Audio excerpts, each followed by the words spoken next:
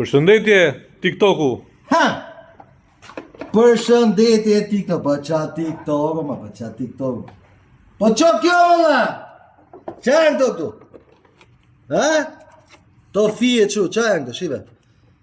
Kanë morë rëllë motorino Aprilia 50 kubikëshe dhe shi sa bukur ja kanë lidhë.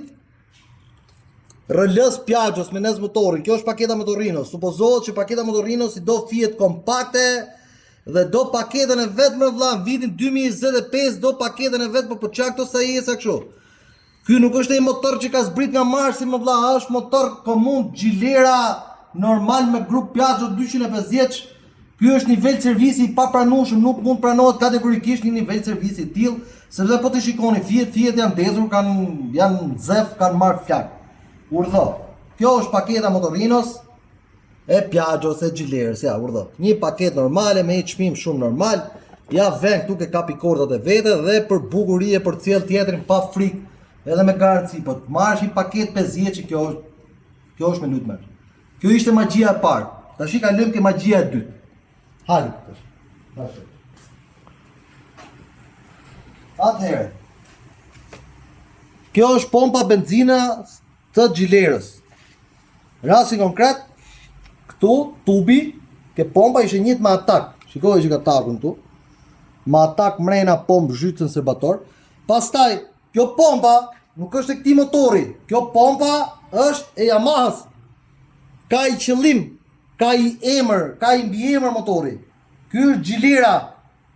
Gjilera do pompën e Piaggio's, sepse Gjilera është grupo Piaggio. Se me qenë edhe ke ambalazhet e pompave për shembull, kjo lexon Piaggio, Vespa, GTS 300, siç e do pompën ky. Kjo lexon Yamaha T-Max.